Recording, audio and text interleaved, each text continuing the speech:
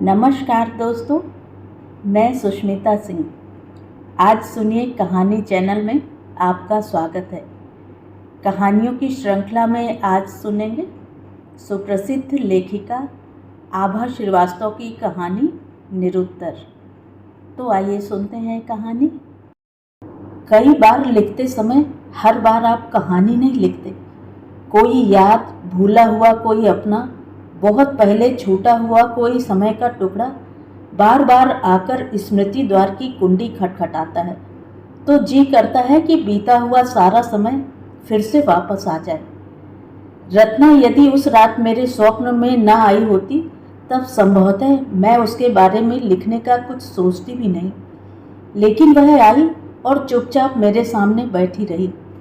हल्दी लगी पीली हथेलियाँ, पीला चेहरा और प्रश्न पूछती उसकी मूक आंखें।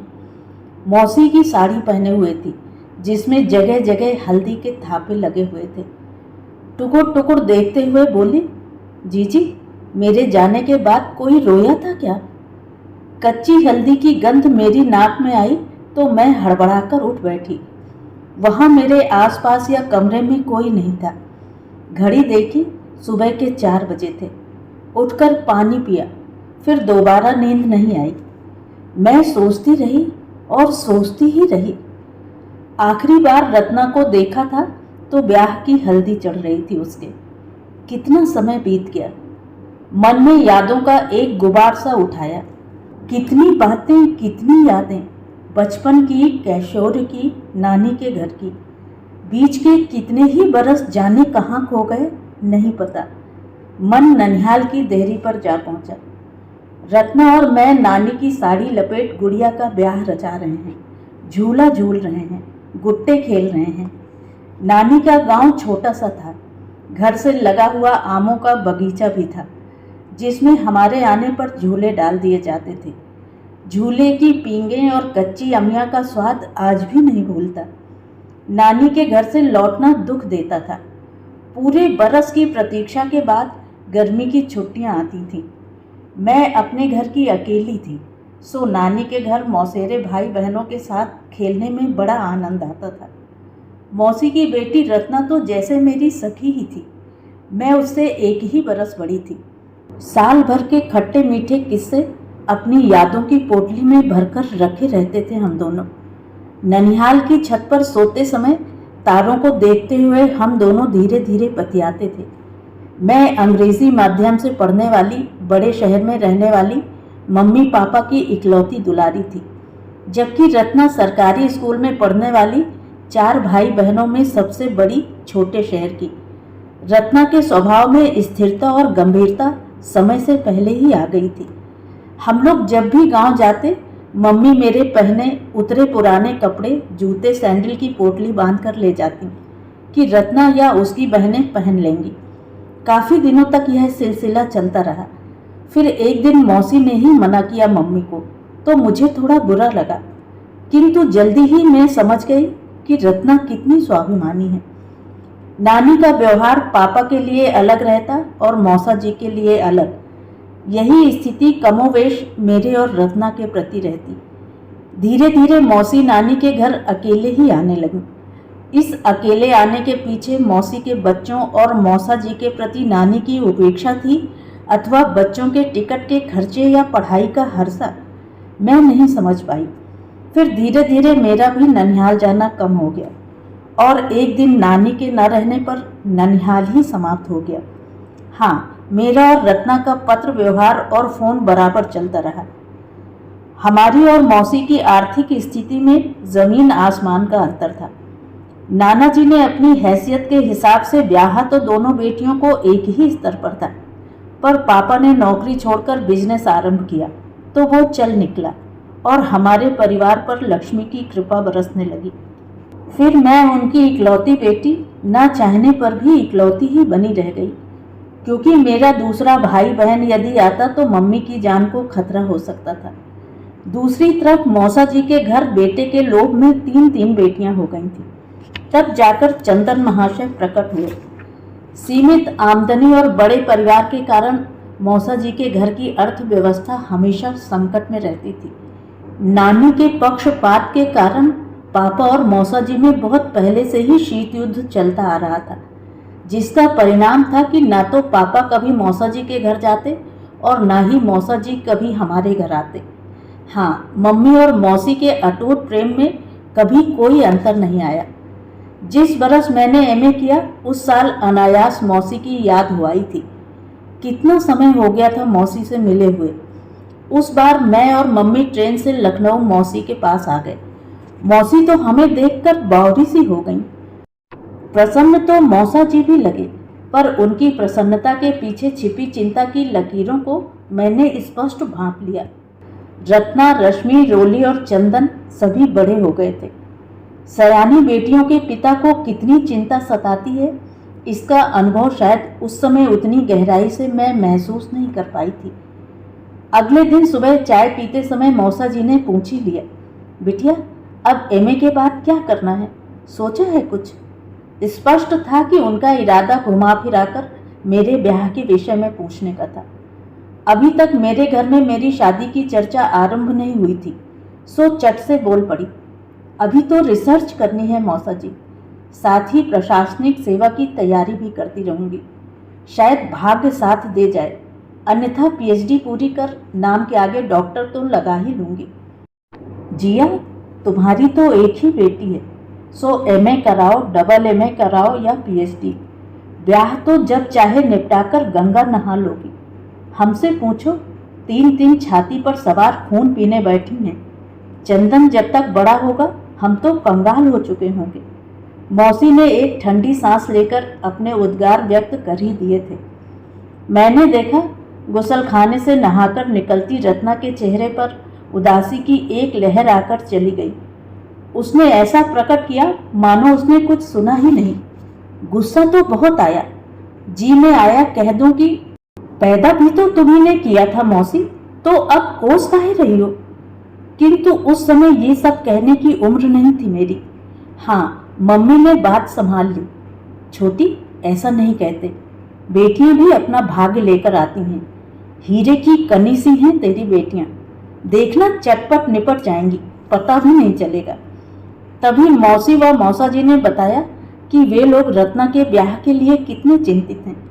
हर बार बात दहेज और लेन देन पर आकर अटक जाती थी। रत्ना मौसी की दुलारी तो कभी न थी, कैसे होती। पीठ पीछे भाई लाने के बजाय 2 बहनें लाई थी। बचपन में नानी के घर में रत्ना के प्रति उनके अपशब्दों को सुनकर मैं दुखी हो जाती थी। नासमझी की उम्र थी, पर आज समझ आता है कि आम मध्यम वर्गीय परिवारों में हमेशा से बेटियों की उपेक्षा होती है। लेकिन वही मौसी मुझसे कैसे इतना दुलार करती थी, ये बात भी उस समय मेरी समझ से परे थी। बचपन में मैं देखती थी कि उस नन्ही सी उम्र में भी रत्ना बेहद गंभीर और समझदार हो चुकी थी। जिस समय मैं अपने हर काम के लिए मम्मी को पुकारती, रत्ना अपने छोटे भाई बहनों को संभालती थी, उन्हें समेट कर रखती थी। मौसी और नानी के कितने ही काम काज बिना कहे ही कर देती थी। यहाँ तक कि 12 बरस की उम्र में वह बिना भिनके अपने 1.5 बरस छोटे भाई की पोटी भी साफ कर देती थी, जबकि मौसी मम्मी और नानी के साथ गप में मारा करती थी। उस दिन मौसा जी ने बताया कि बड़ी मुश्किल से बात यहाँ तक पहुँची है। लड़के वालों ने कहा, सब ठीक है, आपके बजट से हम संतुष्ट हैं, अपनी हैसियत के हिसाब से आप जो देना चाहते हैं लिस्ट बनाकर हमें दे दें, कमी बेशी पूरी होती रहेगी।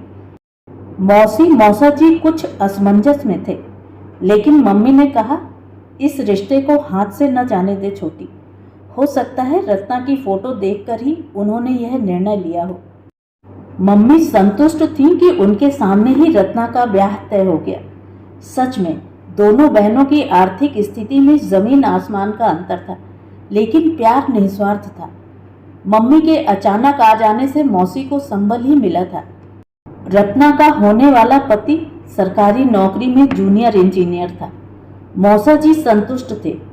उनके अनुसार कल को लड़का सीनियर पोजीशन पर जाएगा, दरवाजे पर सरकारी गाड़ी खड़ी रहेगी, नौकर चाकर, रुपया पैसा, रुतबा सब होगा, तब रत्ना ही राज करेगी। इस दौरान रत्ना की जड़ता में भांप चुकी थी, अनमनी सी थी वो। कोई उमंग, कोई रौनक उसके चेहरे पर न थी। रहा नहीं गया मुझसे। एकांत पाते ही मैंने उसे घेर लिया। रत्ना, मुझे नहीं बताओगी कि तुम इतनी उदास क्यों हो? नहीं जीजी, ऐसा तो कुछ भी नहीं, वह आंखें चुराते हुए बोल पड़ी। लेकिन मैं समझ गई कि उसकी आंखें उसके बोलों से चुगली कर रही हैं। मैंने भी सब्र किया कि आज नहीं तो कल रत्ना कुछ तो बताएगी।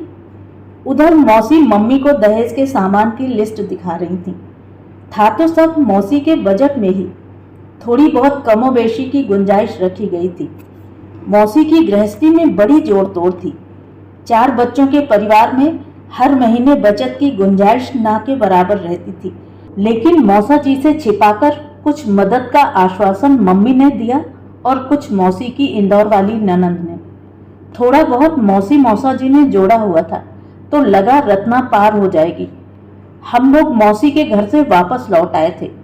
रत्ना के ब्याह का हौसला मुझे भी था। 2 महीने बाद ही शादी की तारीख पक्की हुई थी। मैंने भी हर रस्म के लिए कपड़े बनवा लिए थे। ब्याह में कुछ ही दिन शेष थे कि अचानक मौसी का ट्रंक कॉल आया। जिया, फौरन आ जाओ, ब्याह की खास चर्चा करनी है। बस अगली गाड़ी पकड़कर हम लोग लखनऊ के लिए चल दिए। यहाँ आकर पता चला कि अचानक ही वर के पिता का पत्र आ गया है। उन्होंने बड़े स्नेह से लिखा था, आपके बजट से मैं संतुष्ट हूँ, किंतु बेटे ने अपने मुंह से 2-3 छिटपुट चीज़ों के लिए कहा है। उनको भी शामिल कर लेंगे तो उसका मन रह जाएगा। बड़ी आम चीज़ें हैं। फिर सरकारी नौकरी वाला लड़का ढूंढा है आपने, थोड़ा बहुत आगे पीछे सोचना तो पड़ेगा ना। पत्र पढ़कर सबने सिर पकड़ लिया। वे छोटी मोटी चीज़ें थीं, एक मारुति कार, एक फ्रिज और 2 तोले की सोने की चेन। ये मांगे मौसी के परिवार पर बिजली की तरह गिरी। लाख रुपए का बजट गड़बड़ा गया था। असल में पिछले दिनों मौसा जी ने बैंक से लोन लेकर मारुति कार खरीदी थी। नित्य ही घर से दफ्तर आने जाने में काफ़ी समय और किराया लगता था। फिर इतने बरस नौकरी में उनके साथ के सभी लोगों ने कार ले रखी थी। कार लेने के बाद रोली और चंदन को भी वे दफ्तर जाते समय स्कूल छोड़ते जाते। सोचा था धीरे धीरे बैंक की उधारी चुका देंगे, किंतु उन्होंने यह ना सोचा था कि उनकी कार देखकर लड़के वालों की लार टपक जाएगी। मम्मी ने मौसी को चोरी छिपे जो भी दिया था वह तो छिपा ही रहा।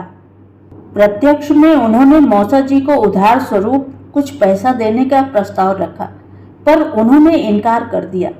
वे स्वाभिमानी व्यक्ति थे। उनके उसूलों को ये गवारा न था, या फिर पापा के सम्मुख वे नीचा नहीं दिखना चाहते थे। मौसी, मौसा जी तथा मम्मी दिन भर जोड़ तोड़ में लगे रहे। हारकर मौसा जी ने मौसी से उनके ब्याह का सेट निकालने की बात कही। उसे बेचकर चेन और फ्रिज तो आ ही जाता। मौसी का चेहरा उतर गया। उनका स्त्री धन आड़े वक्त के लिए था, पर वो आड़ा वक्त इतनी जल्दी आ जाएगा उन्होंने सोचा न था। वे तनाव में आ गई थीं। तभी मम्मी ने उन्हें उबार लिया। छोटी, फ्रिज मेरी तरफ से रहेगा रत्ना के लिए, तू बाकी देख। मौसी की इंदौर वाली ननंद ने चेन के लिए हामी भर दी।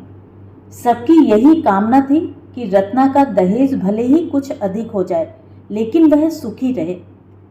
मौसा जी मारुति के लिए बड़े ही असमंजस में थे। एक मन कहता था कि कार के लिए लड़के वालों से क्षमा मांग लें। दूसरा मन कह रहा था कार के पीछे कहीं बिटिया का रिश्ता न टूट जाए। रत्ना जब से बड़ी हुई थी, मौसा जी की देखभाल का जिम्मा उसी ने ले लिया था। सुबह चाय देना, दफ्तर के लिए टिफिन तैयार करना, रात को उनके सिर में तेल लगाना, मानो वह मौसा जी की माँ बन गई थी। उनकी ममता बिटिया पर अधिक थी। वे रत्ना को देखते तो समाज के नियमों को कोसते। रत्ना मेधावी थी। अगर उसकी जगह बेटा होता तो क्या वे उसे अफसर न बनाते? वे सोचते रहते, लेकिन प्रकट में कुछ नहीं कहते। रत्ना के लिए उन्हें अपनी मारुति का बलिदान देना ही पड़ेगा। जतन से रखी कार 6 महीने बाद भी नई नकोर ही लगती थी। हार कर निर्णय लिया गया कि रत्ना के दहेज में मौसा जी की मारुति दे दी जाएगी। रत्ना के ब्याह के कारण मौसी के घर में भयंकर तनाव और मुद्रा संकट था। एक शाम छत पर सूनी आंखों से आकाश देखती रत्ना को मैंने आड़े हाथों लिया। क्या बात है रत्ना, तेरे मन में कोई और हो तो बता। जिंदगी भर रोने से अच्छा है इस ब्याह से इनकार कर दे। रत्ना पहले कुछ देर मुझे टुकुर टुकुर देखती रही, फिर भरभरा कर रो पड़ी। मैं ब्याह नहीं करना चाहती जीजी, अभी और पढ़ना है मुझे। पढ़ लिख कर अपने पैरों पर खड़ा होना चाहती हूँ, बाबूजी का सहारा बनना चाहती हूँ। ब्याह की तारीख इम्तहान से पहले पड़ रही है, फाइनल दे भी पाऊंगी या नहीं पता नहीं, सब ससुराल वालों पर निर्भर है। कैसे कह दूं कि नहीं करना ब्याह? मेरे पीछे 3 भाई बहन और भी तो हैं। यह कैसी शादी है जीजी? मेरे मन में उस अनदेखे अनजाने व्यक्ति के लिए कोई भावना नहीं जगती। माँ पापा का उतरा चेहरा देखती हूँ तो अपने बेटी होने पर शर्म आती है। मेरे ब्याह की फिक्र में उनका खाना पीना छूट गया है। माँ के जेवर बिकने की नौबत आ गई है। पापा की मारुति मेरे दहेज की बलि चढ़ गई। कैसा ब्याह है ये जिसमें लुटेरों का सत्कार होता है? इस लूट में मैं भी तो शामिल हूँ। इस लूट का अंत नहीं होगा, मैं जानती हूँ। आज होली, फिर करवा, फिर दीपावली, लूट का सिलसिला चलता ही रहेगा। वह रोती जा रही थी और कहती जा रही थी, अगर मैं लड़का होती तो ये सब ना होता जीजी। पढ़ लिखकर प्रोफेसर बनना चाहती थी मैं। आपको पता है एमए प्रीवियस में टॉप किया था मैंने, लेकिन लड़कियों की नियति है कि ब्याह ही उनके जीवन का अंतिम सत्य है। मैं भी सबकी तरह रोती पीटती नाक सुड़कती ससुराल चली जाऊंगी। फिर ऐसे ही 2-3 बच्चों और उनके पिता के साथ मेरा जीवन भी कट ही जाएगा। वह सुबक रही थी। अगर मैं कहूं कि मैं अपने सहपाठी मानव को पसंद करती हूं तो कोई सुनेगा क्या मेरी? मानव अभी बेरोजगार है, उसके साथ मेरा क्या भविष्य होगा? उस दरिद्र युवक का प्यार इतना मजबूत नहीं कि इन कमजोर रीति रिवाजों से टक्कर ले सके। सो इस रिश्ते का तो बस अंत ही भला। ब्याह के हवन कुंड में अपने सपनों की आहुति देकर मुझे उन लुटेरों के घर वधू वेश में जाना ही होगा। मैं स्तब्ध सी उसका चेहरा देख रही थी। वह कितना तनाव झेल रही थी। इधर मम्मी और मौसी की मंत्रणाएं, मौसा जी का हक बकाए सा घूमना, कभी बैंक, कभी राशन गल्ला मंडी, कभी सुनार के यहाँ तो कभी तंबू कनात वालों के पास। कैसा ब्याह था ये? सबके चेहरों पर तनाव। एक भंवर, एक भयानक चक्रव्यूह था जिसके लपेटे में पूरा परिवार आ गया था। ब्याह की तिथि आते आते काफी व्ययों का इंतजाम हो चुका था। मौसी के घर रिश्तेदारों की भीड़ थी। आंगन में शामियाना लग चुका था। हलवाई ने सबसे पहले विधि विधान से चूल्हे को पूजा, फिर कढ़ाई चढ़ा दी। ढोलक पूजकर उस पर बन्ना बन्नी गाए जाने लगे। घर का आंगन पकवान बायने की सुगंध से महक रहा था। जिस दिन शाम को हल्दी चढ़नी थी उसी दिन रत्ना मुझे लेकर यूनिवर्सिटी चल दी। बहाना बनाया कि इम्तिहान के फॉर्म भरने हैं। क्या पता रत्ना को इम्तिहान देने की अनुमति मिल ही जाए ससुराल से। ताई जी ने व्यंग भी किया, भवानी कॉलेज जाना बंद करो, अब रांची वालों का चूल्हा देखो। उनका कर्कश स्वर सुनकर भी अनसुना कर दिया हमने। मानव को उस दिन पहली बार देखा था मैंने। अगर वह रत्ना की पसंद था तो मुझे गर्व हुआ था। मेरी उपस्थिति में ही रत्ना मानव के गले लग गई। मेरे गाल कुंवारी अनुभूति से रक्ताब हो गए। मैं वहां से चलने को हुई तो रत्ना ने अपना हाथ बढ़ाकर मेरा हाथ पकड़ लिया। सायं के 4 बजे थे। वे हल्की सर्दियों के दिन थे। धुंधल का कुछ जल्दी होने लगा था। यूनिवर्सिटी में सन्नाटा हो चुका था। मानव के चेहरे पर एक उदासी ठहर गई थी। खादी का कुर्ता पैजामा पहने वह युवक मुझे बेहद ज़हीन लगा। यदि अनुकूल परिस्थितियां, धन और समय मिलता तो निश्चय ही उसका भविष्य उज्जवल हो सकता था। कुछ देर बाद रत्ना उससे अलग होकर बोली, चलती हूँ। डबडबाई आंखों से वह मानव को देख रही थी। उस सूनी शाम को हम तीनों ही यूनिवर्सिटी कैंपस से एक साथ बाहर निकले। रिक्शे पर मैं और रत्ना बैठे तो रत्ना ने एक बार फिर मानव का हाथ कसकर थाम लिया। संभवतः अपने अधूरे प्रणय का अंतिम स्पर्श वह भीतर तक महसूस कर लेना चाहती थी। लेकिन मानो बड़े ही पक्के मन वाला निकला। उस फक्कड़ युवक ने अपना हाथ छुड़ाकर एक बार रत्ना का सिर थपथपाया और मात्र इतना कहा, अलविदा रत्ना। उसके बाद वह पलटकर चल दिया। मुड़कर एक बार भी न देखा। क्या पता उसकी आंखें भी आंसुओं से भर आई हों, जिन्हें वह छुपाना चाह रहा हो। रिक्शा चल पड़ा। रत्ना नम आंखों से दूर तक अपने छूटे हुए प्यार को जाते हुए देखती रही। मुझे भय था कि कहीं हिचकियों के साथ वह चीख मारकर रोना न आरंभ कर दे। उसका हाथ मेरे हाथ में था और सर्दियों के मौसम में भी तपसा रहा था। रत्ना ने अपनी रुलाई रोक रखी थी। घर पहुंचे तो हल्दी की रस्म की तैयारियां शुरू हो चुकी थी। रत्ना चुपचाप भीतर गई और मौसी की पुरानी साड़ी लपेटकर पीढ़े पर आकर बैठ गई। उसे देखकर लग ही नहीं रहा था कि अभी अभी एक भयंकर तूफान को पार करके वो यहाँ आई है। रिश्ते की चाची, मामी, भाभियों ने विवाह गीत गाने आरंभ कर दिए थे। गीतों की सुर ताल पर रत्ना के माथे, कंधे, बाह, घुटनों और पैरों पर धीरे धीरे हल्दी के थापे लगने आरंभ हो गए। फिर देखते देखते उसकी पूरी काया हल्दी से पीली हो गई। न्यौछावर उतारी गई। फिर रत्ना को कोहबर में बिठा दिया गया। मैं उसके साथ ही थी। कुछ ही देर में रत्ना को ठंड लगने लगी, इतनी ठंड कि उसके दांत बजने लगे। मैंने मौसी को बुलाया। स्वेटर, शॉल, कंबल, रजाई सब उड़ा दिए गए रत्ना को, पर उसकी कपकपी बंद नहीं हुई। धीरे धीरे बुखार चढ़ाया, शरीर तपने लगा, आंखें लाल होकर कपाल पर चढ़ गईं। थर्मामीटर लगाया तो 103 डिग्री बुखार निकला। जो भी दवा बुखार उतारने की घर में उपलब्ध थी रत्ना को दी गई। राई लोन से नजर भी उतारी गई, पर रत्ना बेसुध सी पड़ी रही। रात गहरी हो रही थी और रत्ना का बुखार भी। हार कर मौसा जी रात के 11:30 बजे पड़ोस के निगम साहब के घर पहुंचे कि उनके घर से डॉक्टर लहरी को फ़ोन करके बुला लिया जाए।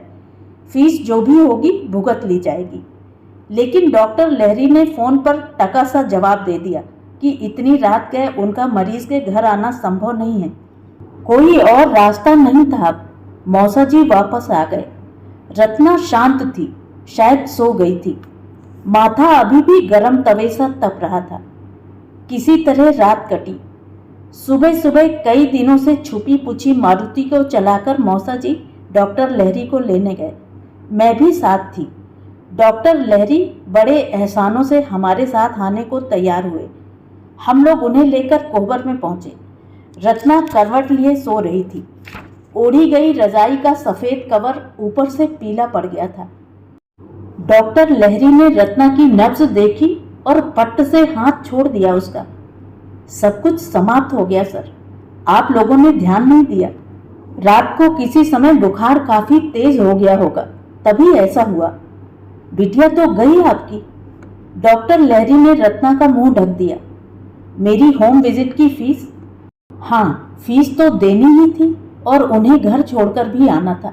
यह मौसा जी की विवशता थी। इधर घर में रोना पीटना मच गया। अनायास मौसी का करुण क्रंदन मेरे कानों में पड़ा। मेरी लाडो कहाँ चली गई रे? अभी तो उसका ब्याह होना था, कन्यादान होना था। भगवान, उसकी जगह मुझे क्यों नहीं उठा लिया? क्या सच में मौसी को रत्ना के चले जाने का दुख था? ब्याह में आए रिश्तेदारों का मन मायूस हो गया था। जो घर कल तक ब्याह के गीतों से गूंज रहा था, आज वहां मरघट सा सन्नाटा छाया था। रत्ना की अंतिम विदाई के लिए मौसी ने भावुक होकर उसके ब्याह का जोड़ा निकाला था, पर दादी ने डपट दिया, रखे रहे इसको, 1-2 साल में दूसरी का नंबर आएगा तब काम आएगा। कुंवारी लड़कियां लाल जोड़े में थोड़ी विदा होती हैं। मौसी ने घबराकर ब्याह का जोड़ा अलमारी में रख दिया। जिस दिन ब्याह होना था उस दिन अर्थी उठ रही थी। मैं देख रही थी, मानो भी आया था। उसे कोई नहीं जानता था। भीड़ में अकेला खड़ा था वो, खोया, उदास, अश्रुपूरित आंखें, मानो वही रत्ना की मृत्यु का उत्तरदायी हो। मैं उससे कुछ कहना चाहती थी, किंतु वो भीड़ में ही कहीं गुम हो गया। रत्ना की विदाई हो चुकी थी। मौसी अब शांत स्थिर भाव से सबको विदा कर रही थी।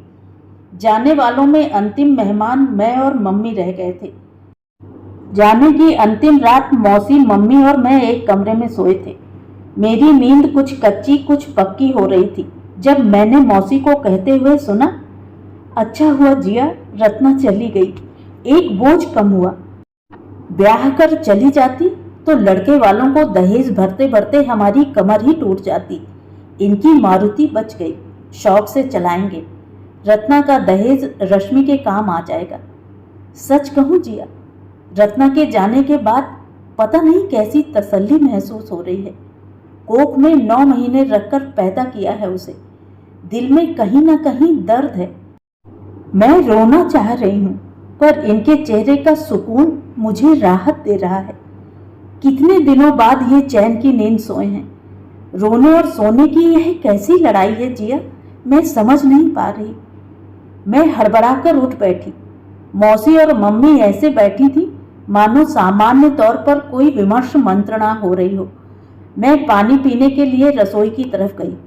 मौसा जी के कमरे का द्वार खुला था और उनके निश्चिंत खर्राटे गूंज रहे थे।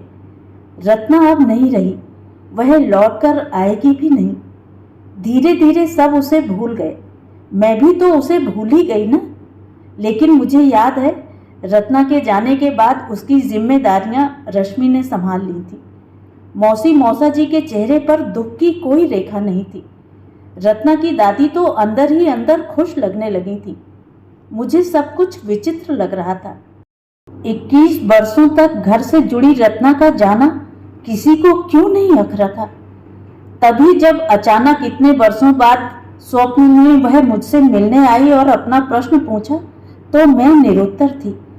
वह फिर आई तो उसे क्या उत्तर दूंगी नहीं जानती। बरसों बरस पुराना कटु सच उससे कैसे कह पाऊंगी।